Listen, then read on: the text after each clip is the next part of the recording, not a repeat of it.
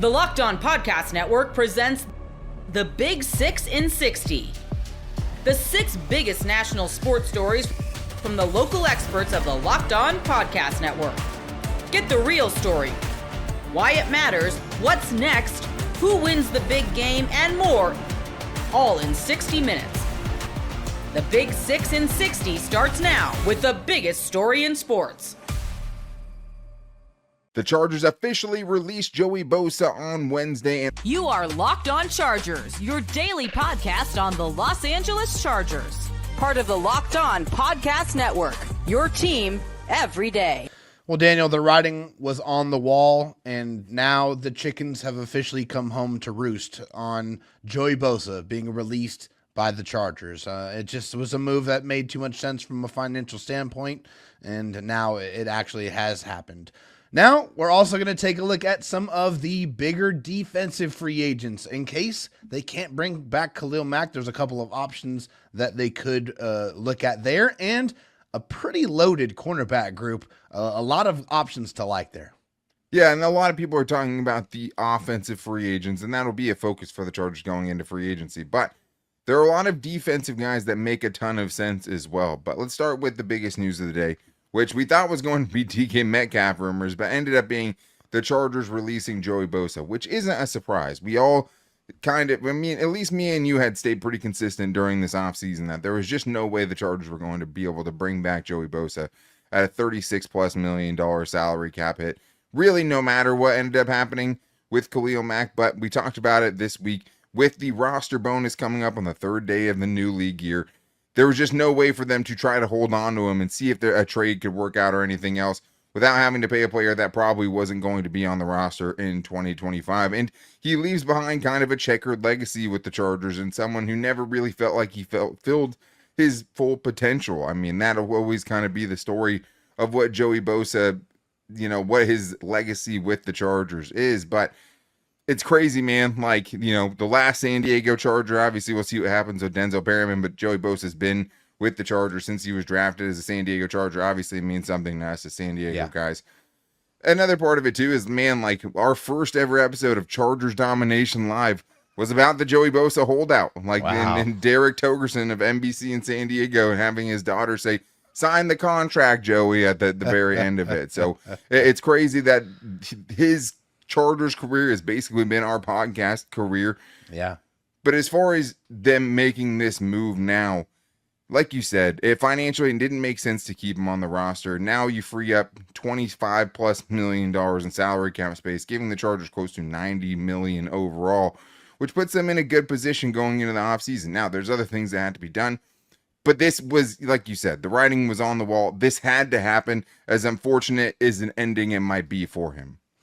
Yeah, this is the not so nice part of the NFL, the business part, because, I know Joe Ortiz went up there at the combine and said, hey, we want Joey Bosa to retire a Charger, but while also knowing that there's just no way that was going to happen. And so this was a move that we expected to happen, and I think it was something that all Charger fans after the fact are trying to appreciate a little bit, what Joey Bosa has brought to the Chargers. And, hey, a lot of expectations coming in as a third overall pick in the first round.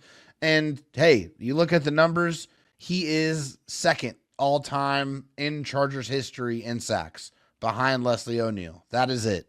It is a very, he is in rarefied air for sure.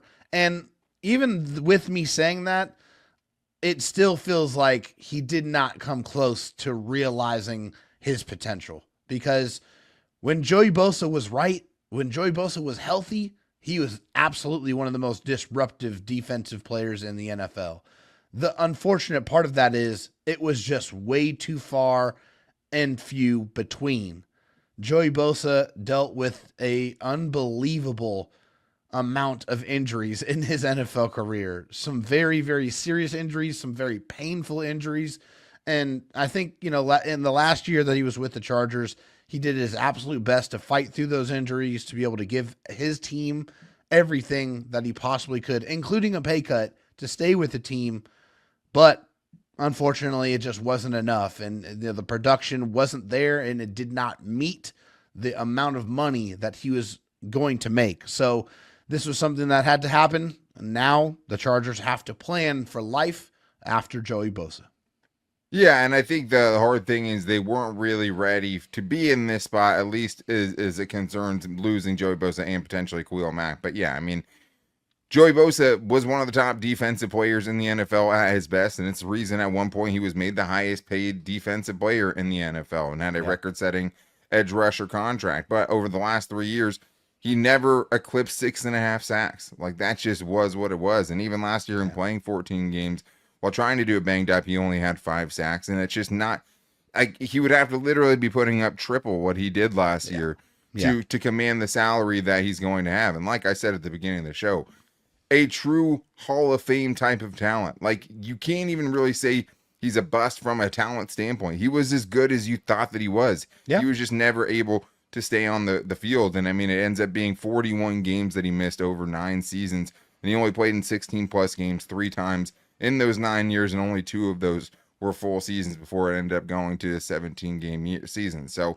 it was also a turbulent ride, right? Like, held out as a rookie. And still ended up winning Rookie of the Year, Defensive Rookie of the Year. Had the incident with the Philadelphia fans watching his brother play, you know, had the incident in the Jaguars game where he's slamming his helmet and costing the team in that way. I know a lot of fans had issues, you know, with the offsides penalties and all that, which comes with great pass rushers all the time, right? But I think at the end of the day, it's like everyone thinks of Sean Merriman as like the dude for the Chargers, and like he's like 8th on the list of Chargers career sack leaders, right? Like, Joey Bosa almost doubled the amount of sacks that Sean Merriman had. And a similarly, you know, injured, never really kind of lived up to what he could have fully been. Had a few very, very good seasons. But maybe with time we'll look back on Joey Bosa in a different light. And I hope that we do, because he was a really, really good player at one point.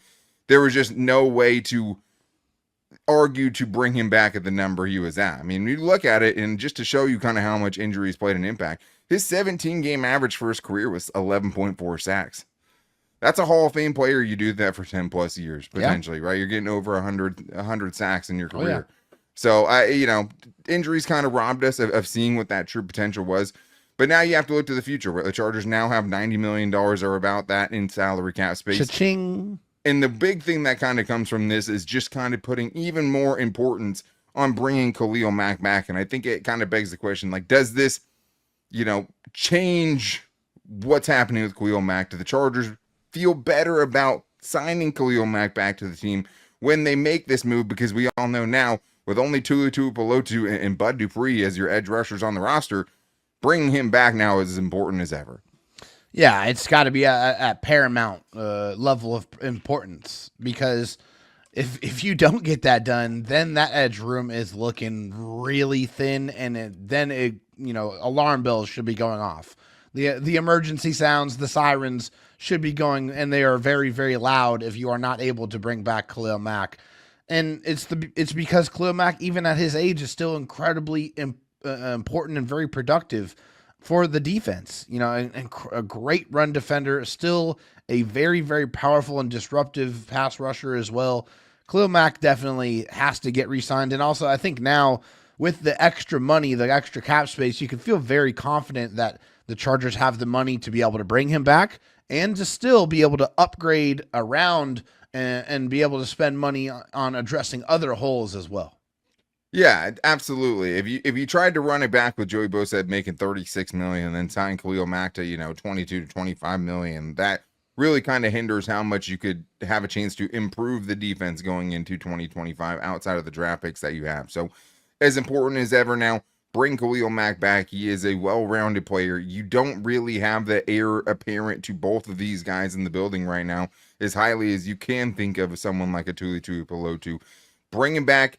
Go get, playing for the future now. Draft a guy that could potentially take over, but this team is not ready to lose Khalil Mack yet. And losing Bosa and Mack would be a really, really hard thing to overcome, I think, in this offseason. When the game tips off, the NBA action is just getting started, and there's no better place to get in on it than FanDuel, America's #1 sportsbook. With FanDuel, you can place live bets throughout the game, so even if you miss the opening tip-off or want to bet on a fourth quarter comeback, you can stay in the action. And if you're looking for a bigger payout, you can even combine your live bets into a same-game parlay. I love using FanDuel's live betting feature because it keeps every moment of the game exciting. Whether I'm backing my team for a late-game rally or picking a player to hit a clutch three, I never feel like I missed my chance. Plus, the app is easy to use, and when you win, you get paid instantly. Tonight, I'm looking at a ridiculous point spread in the Celtics-Sixers matchup. Boston beat Philly by 20 the last time they met. And FanDuel has taken note. FanDuel has the Celtics by 13.5. Right now, new FanDuel customers can get $150 in bonus bets. If your first $5 bet wins, just visit FanDuel.com to join today. That's FanDuel.com for your shot at $150 in bonus bets. Make every moment more with FanDuel, the official sports betting partner of the NBA. Getting their star, Maxx Crosby, under contract for the foreseeable future. You are Locked On Raiders, your daily Las Vegas Raiders podcast. Adam Schefter tweeted out, the Raiders are signing Pro Bowl defensive end Maxx Crosby to a 3-year, $106.5 million extension. That includes $91.5 million guaranteed, making him the highest paid non-quarterback in NFL history. Also, for the third time in 4 years, the Raiders are addressing the contract of their cornerstone player, this time cementing his relationship with the Raiders for the foreseeable future. So, really good news. We knew that that was a storyline going into the offseason. We've talked about it. Max has talked about it. We knew that it was something, right? He has 2 years left on his deal, but he had no guaranteed money. So at some point, that had to be addressed. The good thing about this is not only is it a 3-year contract extension, but as Team PR reached out to us and let us know that it also goes with the 2 years that he still had left on his deal. So he's tied with the Raiders for the next 5 seasons, which I think is great. 27 years old. He'll turn 28 in August. He'll be 32, 33 years old when this contract is set to expire. So I think that that's great news. A lot of people on my radio show called in on Wednesday and said, man, this is the exact opposite of September 1st, 2018, when the Raiders made the move to trade Khalil Mack to the Chicago Bears that Saturday morning. And I remember it like it was yesterday, especially here on the Locked On Raiders podcast. And you can go back and check. September 1st, 2018. It was a Saturday. It was a special emergency podcast that I did. I was livid. And I mean livid when John Gruden traded away Khalil Mack for draft picks to the Chicago Bears. And the funny thing about that is it goes full circle because in that episode, and again, you can go back and listen. Again, September 1st, 2018. I said what John Gruden did is the same thing that Pete Carroll did in the Super Bowl, which is funny because now Pete Carroll's the head coach of the Raiders. And I said Pete Carroll didn't give Marshawn Lynch the ball at the goal line because he didn't want him to score the touchdown and be the MVP of the game and be the face of the Seattle Seahawks. He wanted that to be Russell Wilson, so he was going to throw the touchdown pass. And I said John Gruden didn't want Khalil Mack to be the face of the franchise because he wanted it to be the quarterback because he's an offensive-minded guy. So that's how I kind of tied it all together, but it's funny it comes full circle now. Pete Carroll is the head coach of the Silver and Black, and they do get their guy, their defensive-minded guy, Maxx Crosby, the leader of the organization. They get him tied up and under contract for the foreseeable future, which is excellent news for Raiders. It's excellent news for Raider Nation. It's excellent news for Maxx Crosby. And, oh, by the way, well earned. Does he know that there's more that he has to do? Absolutely. Is there things that he hasn't checked on, the boxes he hasn't checked yet in his career? Yep. But the one thing we know about Max, the money didn't change the way he worked after he got his first contract extension. So I doubt that the money is going to change the way he works after this contract extension. I'm sure he's going to continue to be the same guy that he's always been. That's why you feel confident when a guy like that gets paid. So shout out to Maxx Crosby for getting that contract extension. Also, on a lighter note, the Raiders signed Alex Kappa. He's a guard to a 2-year deal. He was a member of the Cincinnati Bengals. He just got released not too long ago. Matter of fact, earlier this week or late last week, he got released. The Raiders signed him. They made it official to a 2-year deal. He's going to be some more offensive line depth at the very least.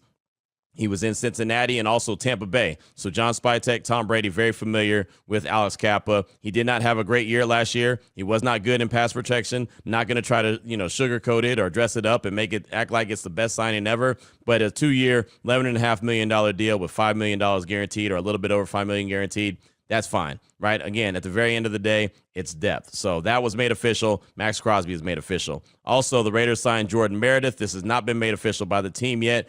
This is actually coming from Tristan Kuhn by way of Twitter. The Raiders assigned Jordan Meredith to a 1-year, $1.5 million restricted free agent contract. Meredith allowed 0 sacks and 9 pressures across 575 snaps while being graded as a top 10 guard per PFF.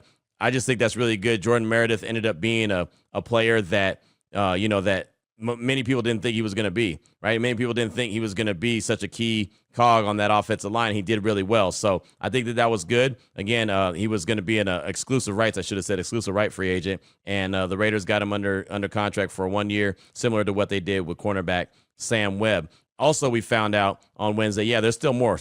We found out that Gardner Minshew was going to get released, or is going to get released next week when the new league year opens up. It's not a surprise to anybody. Tom Pelissero from the NFL Network tweeted out, the Raiders informed quarterback Gardner Minshew they'll release him when the new league year begins next Wednesday. Minshew has 46 career starts and still only 28 years old. An experience option available. And then also releasing Minshew will save about $6.34 million in cap space, $7.6 million in dead money for the Raiders, and then $9.3 million cap space saved if they designate him as a post June 1st release. I don't think there's any reason to do that. Just go ahead and take it, eat it. They've got plenty of cap space, so just go ahead and just make the release official, get it done with this year, and they don't have anything else to worry about. So again, not a big surprise. We all knew that Gardner Minshew was going to get released. So really, that just leaves Carter Bradley and Aiden O'Connell as the current quarterbacks on the Raiders roster. Obviously, that's going to change. And also, my final piece of news and notes that I have for you for segment number 1 of today's Locked On Raiders podcast doesn't have anything to do with the Raiders directly. But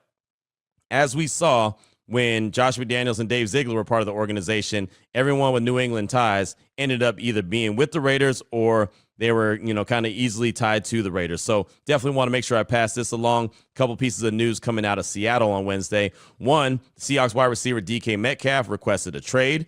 The request came on Wednesday after a series of conversations over the past 2 weeks. Metcalf prefers a contender. So that's that. So, of course, a lot of people are thinking, well, Pete Carroll's in Vegas with the Raiders. The Raiders have a need for a big-time wide receiver, a guy who could be that big-time playmaker, take the top off of defense, go up there and high point a ball. Maybe he'd be a guy that the Raiders would be interested in trading for. So that's out there. Also, we found out on Wednesday that the Seahawks were releasing all-time franchise great wide receiver Tyler Lockett. He piled up over 8,500 receiving yards and 61 touchdowns across 10 seasons in Seattle. The Seahawks are opting to release Lockett rather than pay him his $17 million salary for the season, including the $5.3 million roster bonus that's due on March 16th. So obviously that is some significant news as well. I remember when Tyler Lockett was drafted by the Seattle Seahawks, he came out of Kansas State and he was a really good special teams guy, really good return guy, and turned himself into a really good wide receiver for Seattle. And then Adam Schefter tweeted out, one natural landing spot for soon-to-be former Seahawks wide receiver Tyler Lockett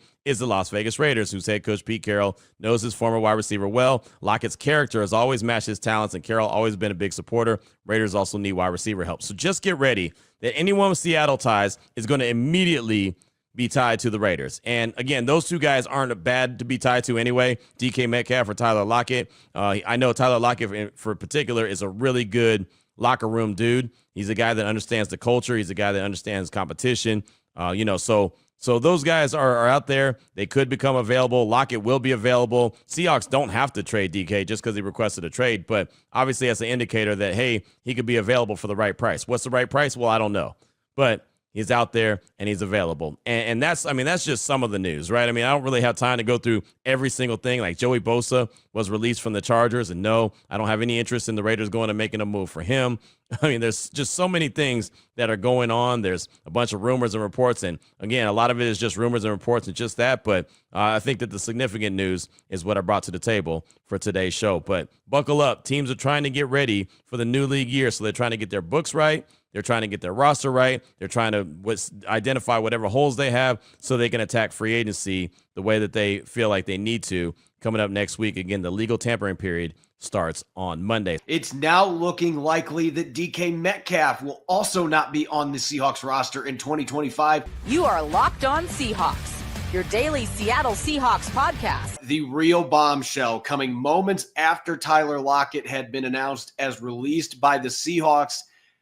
Fellow receiver DK Metcalf reportedly demanding a trade. And I can tell you that this is not a report anymore. This has happened. There has been a trade demand that has been sent in from DK Metcalf and his camp. And if you've been following Locked On Seahawks, you've been following me on the Emerald City Spectrum, look, none of this should come as a surprise.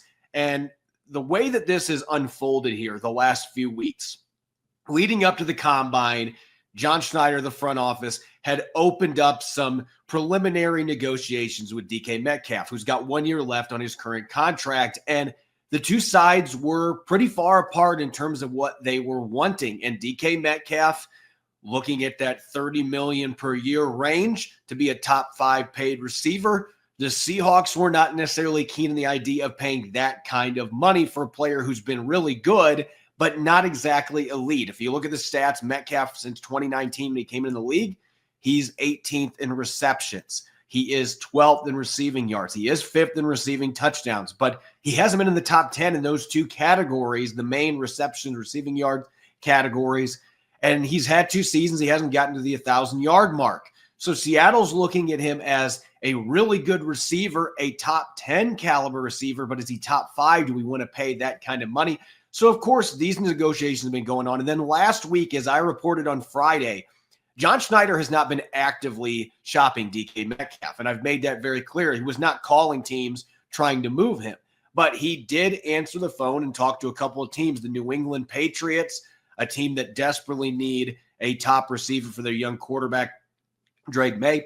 They were looking at Metcalf. There was not a deal there to be had. The pieces were not in place. The Patriots weren't going to trade their number 4 overall pick as part of a deal for Metcalf, and the Seahawks are not necessarily keen on any of their young receivers that they have. The Packers, on the other hand, the discussions got far enough where there was talk about compensation here.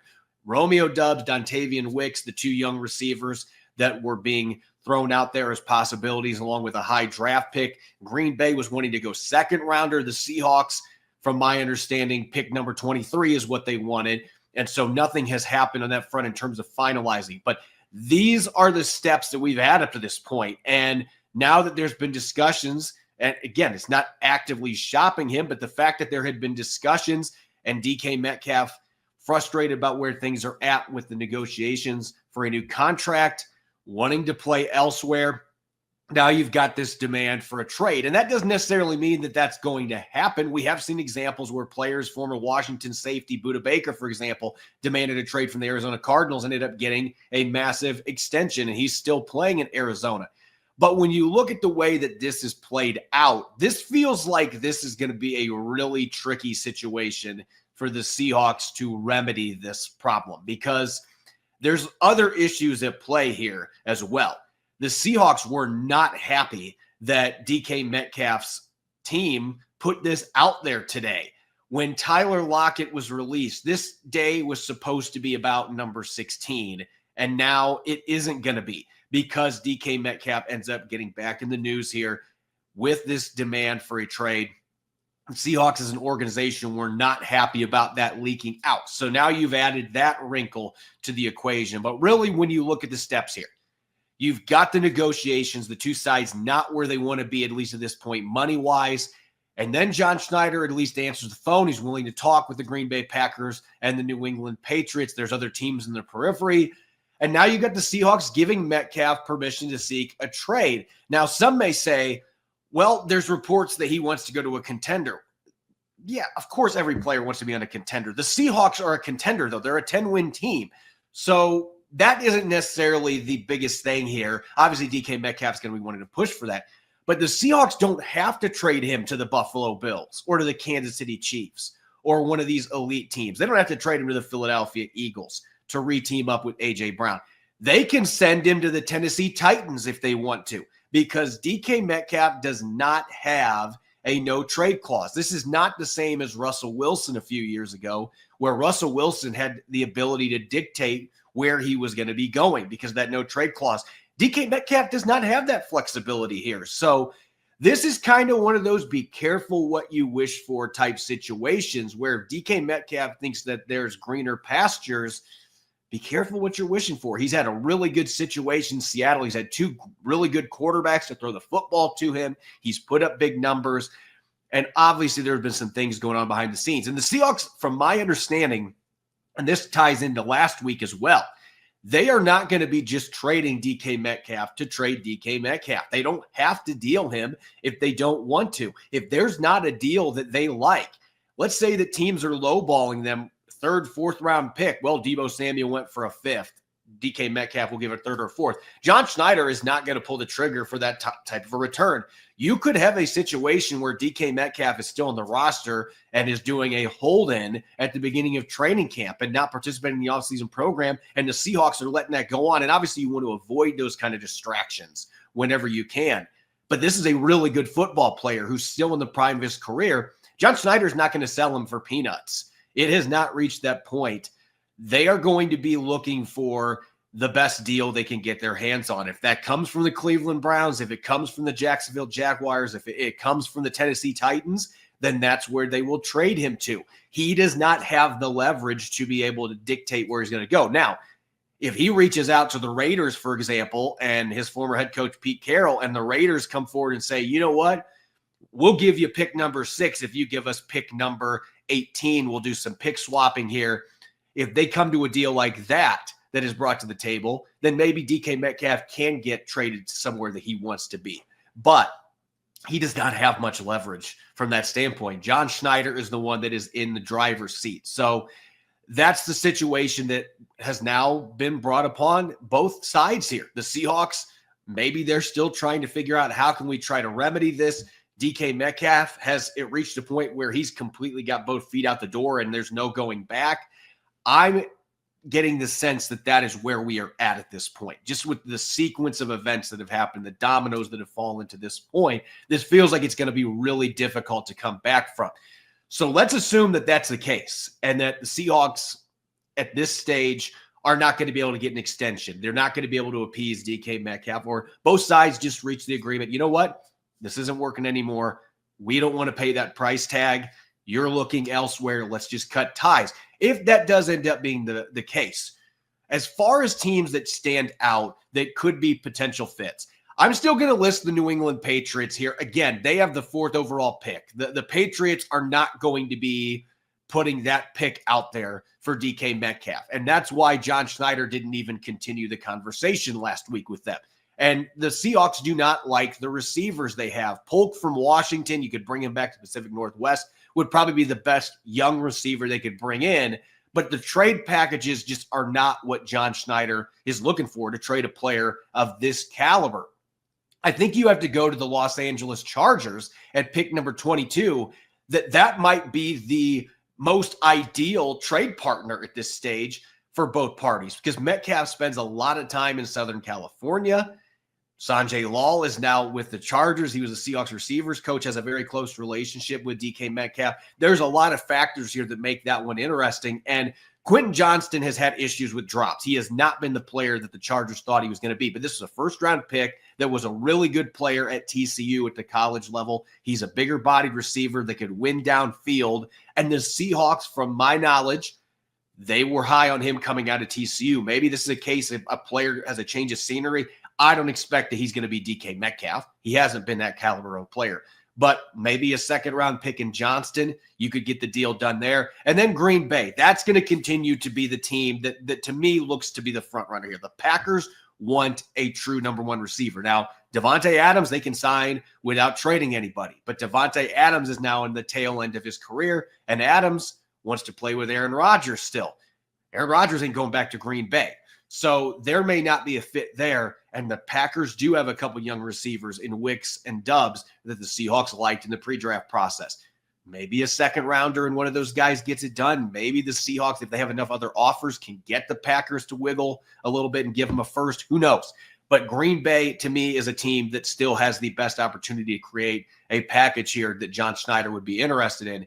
And the two other teams that I have been told at least have been in the periphery, and I think there will be other teams now sniffing around now that this has gone public, that Metcalf is requesting a trade. Buffalo and Kansas City, the two elite teams in the AFC. Buffalo is potentially going to lose Amari Cooper, who they traded for. He's a free agent. Maybe you can swing a deal with Buffalo for one of their young receivers. They did just extend Khalil Shakir, so I don't see them moving on from him. Can you get him to move Coleman, your first-round pick that you had last year? I don't know if that's going to be doable, but Buffalo is certainly a team that could have some interest because they are clearly in their title window. And in Kansas City, the Chiefs at pick number 31, Kansas City has sniffed around with DK Metcalf before. This is not the first time that they would be trying to get him to play with Patrick Mahomes. Kansas City is a team to keep a close eye on as well. The young receivers, though, you're not going to be getting Worthy. They're not trading him away. Sky Moore's battled injuries, has not played at the level they thought. Sky Moore, to me, is probably the one receiver that would stand out there, but he's got 1 year left in his contract. So that impacts negotiations. And, of course, there could be other teams here. Again, the Raiders, as I mentioned, with the Pete Carroll connection, that would make a lot of sense. And I'm sure there are other teams that I could mention that are in the teens. Maybe Pittsburgh wants to team him up with George Pickens. I mean, there are other teams out there that I definitely could see having interest now that this is clearly a public issue when the DK Metcalf is saying, I want to play elsewhere. But those would be the 5 teams, at least based on what I've heard, the things that we do know that would make the most sense right now. And maybe Seattle plays hardball here and calls Metcalf's bluff. Maybe he ends up being on the roster in 2025. Who knows? But right now, I feel like this is a situation that's going to be difficult for them to fix, just the way that things have gone. And the Seahawks, again, they're not happy about the fact that this came out today with Tyler Lockett. They purposely announced his release separate from the other players that they cut because this was supposed to be about him. It's supposed to be celebrating an iconic Seahawk and his own teammate, his own receiver teammate, and his agency. They leaked this.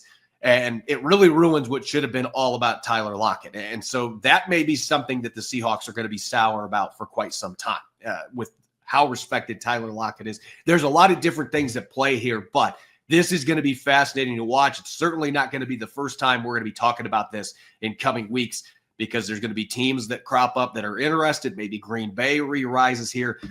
But this is going to be an intriguing storyline, one of the biggest storylines to watch heading towards free agency and the draft in the NFL. When the game tips off, the NBA action is just getting started, and there's no better place to get in on it than FanDuel, America's #1 sportsbook. With FanDuel, you can place live bets throughout the game, so even if you miss the opening tip-off or want to bet on a fourth quarter comeback, you can stay in the action. And if you're looking for a bigger payout, you can even combine your live bets into a same-game parlay. I love using FanDuel's live betting feature because it keeps every moment of the game exciting. Whether I'm backing my team for a late game rally or picking a player to hit a clutch 3, I never feel like I missed my chance. Plus, the app is easy to use, and when you win, you get paid instantly. Tonight, I'm looking at a ridiculous point spread in the Celtics-Sixers matchup. Boston beat Philly by 20 the last time they met, and FanDuel has taken note. FanDuel has the Celtics by 13.5. Right now, new FanDuel customers can get $150 in bonus bets. If your first $5 bet wins, just visit FanDuel.com to join today. That's FanDuel.com for your shot at $150 in bonus bets. Make every moment more with FanDuel, the official sports betting partner of the NBA. You are Locked On Bama, your daily podcast on the Alabama Crimson Tide. Part of the Locked On Podcast Network, your team every day. By Florida, I know it didn't look necessarily that bad, but Florida owned us tonight on senior night, and it's disappointing. It's very disappointing. There were a lot of things to be disappointed about, frankly. There were some times the crowd was super loud. I still think our crowds can not help out as much as others, but that's really had nothing to do with tonight's loss. I'm seeing some comments come in. Somebody says Nate Oates has turned into Avery Johnson. Come on. I mean, we can all be mad after a loss. That's fine. And Florida did beat our brakes off. I know the score ended up being 5 or 6 points or whatever it was, but no. Nate Oates is still one of the top 5 or 6 coaches in the country. There's no doubt in my mind about that. I don't want to trade him for anybody. But let's also say this. AJ Evans says that, we got beat for these loose balls. That was a huge problem. We couldn't out-hustle them. They were determined to out-hustle us. It's not that I don't think we played lackadaisical. Sometimes when you get out-hustled, it's not because you don't hustle. It's and Todd Tipton says, pathetic, this team is soft and lazy. I don't see that. I mean, I'm mad about the loss too. I mean, we had some baffling defensive sets. There's no doubt. But I'm sort of glad we're getting, hopefully to God, we're getting all this out of our system. Here's my hope, y'all, that as we're heading to the Elite Eight, we're thinking back and going, how is this the same team that got it, had a comeback loss to Tennessee, lost at home on senior night to Florida, and probably lost at home to Auburn. Lost at Auburn, and then loses in the SEC tournament early, which is probably something we're going to do. I'm not trying to paint this super negative picture because I feel like with some rest, we can get better. Stroke of bad luck tonight. First of all, losing Aiden Sherrill, who was having his best game of his career. He was already 4 of 4, hit 2 threes. And Shul Desai, I won't be saying that, says Elite Eight, laughing. Look, we lost our last game at home last year. We lost to Florida last year. They took us to school in the SEC tournament, and then we went to the Final Four. It's not crazy. It's not. This team looked a little tired tonight, and they could use some time off. I want to give all credit to Florida, though. I want to say this, that, just like everybody keeps talking about Alabama's collapse at Tennessee, and it was a collapse to a degree, but even Nate Oates said this, you got to give Tennessee some credit. They stuck in there and did their thing, right? And then tonight, you can talk about Alabama maybe getting out hustled, or you can talk about that they didn't hustle, which I disagree with. I think they hustled fine. I think Florida just hustled more. And we had zero answer for Condon. That guy's just played out of his mind tonight. He just dunked all over us. But I think that sometimes when people say, hey, the team was lazy, the team was pathetic, I don't think that. I think Florida was better than us tonight. I think Florida might be the best team in the country right now. Will they be the best time in 3 weeks, 4 weeks? I don't know. But I'm saying, like, right now, who would you rather not play than Florida? Seriously. Auburn's won the SEC, there's no doubt. Florida beat them, by the way, at their place too. But this Florida team right now, if you were just saying, okay, let's who's been the second half team, best team in the SEC, it's Florida to me. I know they lost at home to Missouri. That was kind of a quirk.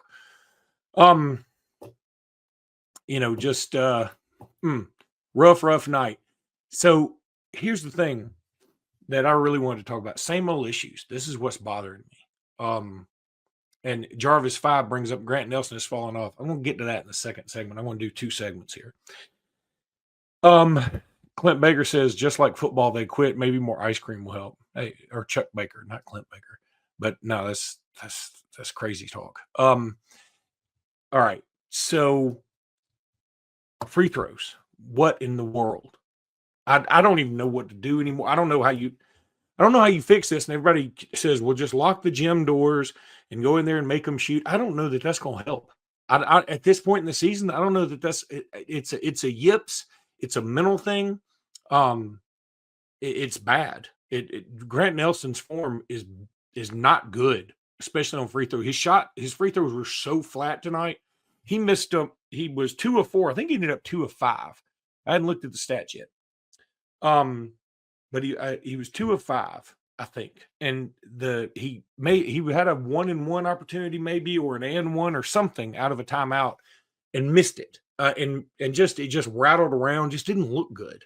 So, he can miss them in game. He can miss them after a timeout.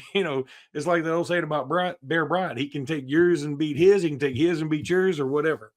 And then ball protection. Some really just terrible passes tonight. And again, I get that our offense is going to lead to that sometimes. Our offense lends itself to having some bad passes occasionally because you're taking some risks. Okay. But some of these weren't necessarily in what I would call that mode. These were like bad passes. Not necessarily in like a rotation of an offensive set. It was like something you'd see at the Lifetime gym that I used to play at all the time. Turnovers are bad. Somebody did bring this up,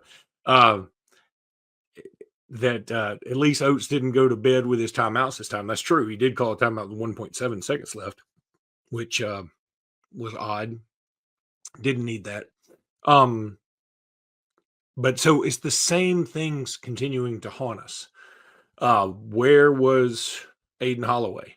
I don't know exactly how much he played. Again, I hadn't looked at the stats. I'll pull them up in a second. But he only had 3 points, I think, in this game.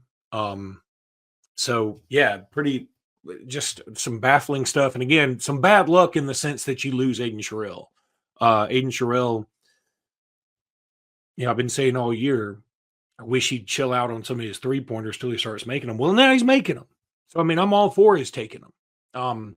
And he had some really good moments in there. He had some nice defensive plays. He had a nice seal on a layup one time for somebody else. So yeah, I think that he was playing great. And then it was just bad luck. It was a head-to-head thing, and Florida's guy was able to come back, and Alabama's guy wasn't. And sometimes that's just bad luck. It just happens that way. So, would he have made a difference in this game? I'd like to think so. But in the end, your seniors got to take care of that. When the game tips off, the NBA action is just getting started, and there's no better place to get in on it than FanDuel, America's #1 sportsbook.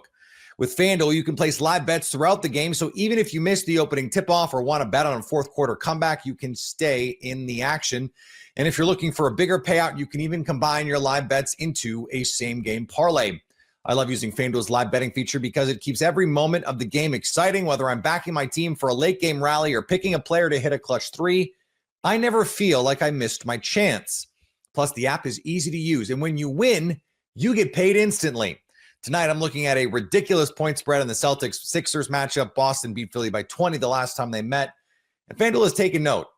FanDuel has the Celtics by 13.5. Right now, new FanDuel customers can get $150 in bonus bets. If your first $5 bet wins, just visit FanDuel.com to join today. That's FanDuel.com for your shot at $150 in bonus bets. Make every moment more with FanDuel, the official sports betting partner of the NBA. You are Locked On Ole Miss, your daily podcast on the Ole Miss Rebels. That game was a Herculean effort by Jamin Brakefield in the second half, and a hard-fought, well-played game. Both teams took care of the basketball. Both teams played really good basketball overall. This was a March game. This game had March written all over it, and Ole Miss was able to pull it out thanks to Jamin Brakefield and what he did. Ole Miss has had named games in football all the time. There's the stand. There's the immaculate deflection. Those games have been fewer and far to come by in basketball, but this will forever be known as the Jamin Brakefield game. 19 points in the second half. Chris Beard found something that was able to work, a matchup that he saw and he liked, even as good of a defensive team is as Tennessee is. And he used Jamin Brakefield to go small and exploit that. Even whenever they changed the defenders over to Meshack, they still used isolation and exploited that. Chris Beard, low-key, completely outcoached Rick Barnes in the second half of this ballgame. Completely. The inbound pass with 1 second on the shot clock, a inbounds play that absolutely was fantastic, ended up in a layup for Jamin Brakefield as part of his 19 points. It ended up with a shot at the buzzer that just was off the target by the Tennessee Volunteers. They actually had a pretty good look, but they weren't able to make the shot. They weren't able to have the same luck that they had against the Alabama Crimson Tide. And Ole Miss won the game. Ole Miss found themselves in a position to move up and clinch a bye in the SEC tournament, because I think Ole Miss did that. They're going to have a bye in the SEC tournament now because they're at least 2 games over everybody except Kentucky, and they have the tiebreaker with Kentucky. Mississippi State losing and Vanderbilt losing, that was just absolutely perfect for Chris Beard and the Rebels. When Ole Miss had the 3-game losing streak, whenever they were losing games against Vanderbilt and against Auburn and against Mississippi State at home, there's a lot of doom and gloom in the fan base. People in the comments down below, you know who you are, telling me there's no way that this Ole Miss team could beat Tennessee. There's no way. Tennessee's going to absolutely destroy them. And I said, hey, you can't be a person that takes a data point and just stretches it out to infinity. Sports doesn't work like that. Each games are individual things. So if you do not play well in one game, that does not mean you're not going to play well in the other. Whenever you claim that and play the trends overly like that, it is folly. But this Ole Miss team is now 10-7. They are guaranteed at least 10-8 in the toughest conference in the history of college basketball. Ole Miss did that. Chris Beard did that. He has built a winner at Ole Miss. Ole Miss defeated top 5 opponents in the same season twice for the first time in program history. I'm a little bit fired up right now in a lot of ways because I want to talk about what's going on, but I want to get to your comments so we can celebrate like heck on this one for about the last 17 minutes or so of the show. This was a very well played, very hard fought basketball game. Tennessee led by as many as 10 or 11 points in the game, I think a couple of times, but every time they stretched it out, Ole Miss made a play. I talked in the Oklahoma game and I talked in the Auburn game that during the streak, the thing that stood out was every time that Ole Miss needed a play, they just didn't make it. Either a stop or making a basket, they didn't make it. Tonight, they made a basket every time. They answered every single run by the Tennessee Volunteers. Tennessee did what they could do to try and put this game away. They absolutely could not. Gainey and Lanier, 17 and 15 points, 32 out of their 76 points. Felix Okpara had 13. When the game tips off, the NBA action is just getting started, and there's no better place to get in on it than FanDuel, America's #1 sportsbook. With FanDuel, you can place live bets throughout the game, so even if you miss the opening tip-off or want to bet on a fourth quarter comeback, you can stay in the action. And if you're looking for a bigger payout, you can even combine your live bets into a same-game parlay. I love using FanDuel's live betting feature because it keeps every moment of the game exciting, whether I'm backing my team for a late-game rally or picking a player to hit a clutch three. I never feel like I missed my chance. Plus, the app is easy to use, and when you win, you get paid instantly. Tonight, I'm looking at a ridiculous point spread in the Celtics-Sixers matchup. Boston beat Philly by 20 the last time they met, and FanDuel has taken note. FanDuel has the Celtics by 13.5. Right now, new FanDuel customers can get $150 in bonus bets. If your first $5 bet wins, just visit FanDuel.com to join today. That's FanDuel.com for your shot at $150 in bonus bets. Make every moment more with FanDuel, the official sports betting partner of the NBA. The Oklahoma City Thunder run the Memphis Grizzlies out of the gym with a fourth quarter avalanche. You are Locked On Thunder, your daily Oklahoma City Thunder podcast. Part of the Locked On Podcast Network, your team every day. Great basketball game. This was a fun one. ESPN, yeah, and the Thunder without Chet Holmgren, I thought were a lot of fun to watch. I just thought it was a fun basketball game. There was like so much going on between Taylor Jenkins, and his, fun time with the refs, Shea's 40-piece, Aaron Wiggins saving basketball. I just thought it was a fun basketball game. I'm glad this one was on ESPN. Yeah, I mean, this one lived up to the hype. Like you enter this stretch for the Thunder, and a team that I think is fair to say, Brandon, they've been a little bit bored, it appears, with their defensive lapse since the All-Star break, playing some uninspiring teams. Even Houston's a playoff team, but Monday they sure were not with all of their injuries. So this was a game that felt like it had juice. You have a Memphis team that's lost 3 straight, trying to get back in the winning ways. Ja Morant returns on the road, national television, and the Thunder treated it as such. I mean, this was one of their best defensive starts and best defensive games we've seen. I think it's the best defensive effort we've seen since the All-Star break, and it just illustrated what the formula can be, and it's another way the Thunder can win, where this game, they weren't clicking. The Thunder weren't offensively for the majority of the contest, but their defense was able to generate really easy points. It was able to hang them around in the game, keep the game within a puncher's reach in either direction with a Thunder lead, with a Grizzlies lead. The Grizzlies never led by more than 4. There were 8 lead changes, 7 ties, like a back and forth game. And then with that defense playing so consistently well, Eventually, your offense did turn it on. You gained a 21-point advantage in the fourth quarter, and you won 120 to 103. So I thought that the defensive model, for all the concerns, all the questions since the All-Star break, they really showed you that they still have their fastball. It's just a very long season. It is a long season, and we saw before the All-Star break, this was a historic defense. And I know that there is some concern because the defense hasn't been playing up to par, at least up to this team's standards as of late. So it was nice to see in a game that mattered. And this was the Thunder's 8th game in 13 nights. So this is a brutal stretch schedule-wise of games. It's easily a game on the road. You know, they could have not brought their full effort, but because of the circumstances, it being against, one of the top seeds in the West on national TV, Ja being back, and the Grizzlies, obviously, like you said, taking this game very seriously. The Thunder brought it tonight, holding the Grizzlies to 103 points tonight. They had 10 steals tonight, kind of vintage Thunder, hands everywhere tonight. And they did this without Chet and Caruso. So it was nice to see not only was the defense back, but they were able to do this without two of their very best, if not their best, defenders.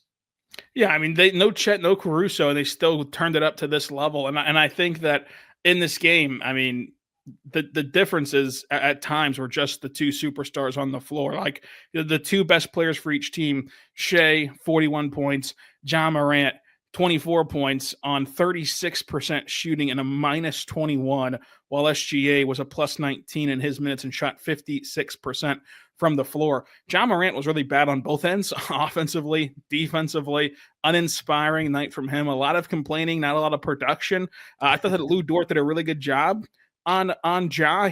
Lou Dort did not play well offensively, but even in this offensive slump from him and offensive struggle, 1 for 7 tonight, he was still a plus 35 in the box score, which is so strange to see. But SGA, Brandon, the MVP race, I think it's one of the most interesting races we've ever had in the NBA, just because I can't really tell you that Jokic doesn't have a strong MVP case. I think he does. I think if you vote for Jokic, it's not a bad vote. It's not a vote worthy of criticism. I think it would be a vote that changed the NBA, because we've never just kind of handed the MVP trophy to the best player in the league over and over and over again.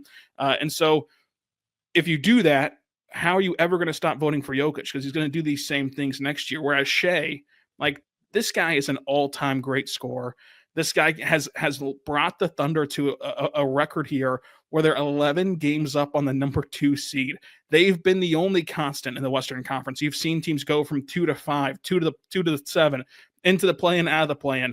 You've seen teams go from the play-in to the number 2 seed. You've seen the Western Conference consistently shift, except for at the top, and that's because of SGA, because of his availability every game, because of his production every game, and because of games like this where he came in the fourth quarter after a Memphis 7-0 run and he took it over. I mean, the Grizzlies kind of felt good about themselves in that final frame, getting it down to a 3-point game, and the Thunder end up getting a 21-point lead, really on the back of what Shea can do. Shea's the MVP. He's just the MVP. To your point, if you're going to give it to Jokic, you're just giving it to Jokic because you think he's the best player in the NBA. I get it. His raw numbers are ridiculous. That's just what he does. But after Russell Westbrook got the triple-double for a whole season, nobody really cared much the next few seasons. I'm not saying that, Russ's follow-up seasons to that triple-double season were MVP worthy or what Jokic is doing. I'm not saying that, but it kind of lost some of the luster. But with Jokic, for whatever reason, I get it. People just want to hand it to him. Why then wouldn't Michael Jordan have 10 MVPs? Yeah, Why wouldn't exactly LeBron right. have 8 or 9 MVPs if that's what we're doing? Shea this season has been unbelievable. He's leading the NBA in scoring. He's averaging 4 more points per game than Jokic is. He's averaging more steals. He's averaging more blocks as a guard, by the way, versus a center. He's averaging less turnovers. He's on a team that has an 11-game lead and has half as many losses as the Nuggets do. And he plays 2 ways. He plays defense and offense. He's elite both ways. And, Jokic is, let's be generous and say he's a neutral defender on that end. Yeah. So all that said, are you telling me that 4 more assists and 7 more rebounds covers up all the difference in the standings and the win-loss record, and the fact that he's already won a few, and that Shea plays elite defense as well? I just don't think a handful of assists and rebounds, especially as a center, make up that difference. Yeah, I totally agree. I think that Shea should be the MVP, and this was a showcase game for him. Now, the beautiful thing about this stretch, Brandon, not only is it a stretch that I think will get the defense playing back to its normal self, and then it started tonight, and this is something that I wrote about for Thunder and SI, talked about on this show. This week is going to naturally bring you energy. For one, you're going to get to return home, and so you're going to finally have an elongated homestand for the first time in a month. And in that homestand, you're going to play Portland, who is a team that now has a legitimate play-in shot with Dallas's injuries. And they're already a scrappy team that plays hard every single night. And then Denver twice, which is a showcase for the MVP race between Shea, Jokic, and that back-to-back. And then when you hit the road again, you have a stretch here where you play 7 of your 7 games upcoming, including tonight, 6 of them playoff teams. That's going to naturally bring out the best in this Thunder team, kind of have one last push of a litmus test before you head into the postseason. So I think that the defense will be back, but I think that also this can be a week where Shea puts the MVP conversation to rest. Because if you go out there and dominate Denver twice with all eyes on you, the ABC Sunday afternoon game Sunday, and then the NBA TV game Monday, I think that he's won the award if that's the case. It's a wrap. If the Thunder sweep those games, it's a wrap. Shea's winning. Shea's firmly in the lead. If you look at betting odds, if you look at straw polls from actual voters, he's in the lead. All he has to do is win those 2 games, and I think that it's a wrap for sure. If they split, I think that things stay the way that they are, and Shea continues to build the momentum and will continue to be the favorite. Now, if the Nuggets were to sweep both of those games, then I think, maybe for some voters that needed a tiebreaker or were undecided, that would sway probably some votes if the Thunder were to drop both of those to the Nuggets, and if Jokic were to outplay Shea in those games. I think that that's the one way things could, go different as far as what they are right now. As it stands right now, I think that Shea is firmly in the lead and should be in the lead. And if they at least split those games, it's his to lose. And if they sweep them, it's a wrap. Yeah, so this game, the biggest takeaways in our first 2 segments, the defense back showed you that they can still get back their fastball and dominate a game. This win was really built on the back of its defense. And then Shea, it's an MVP showcase for him tonight, and he dominated. It follows up a 51-point game with a 41-point game. There's not much more to say about the consistency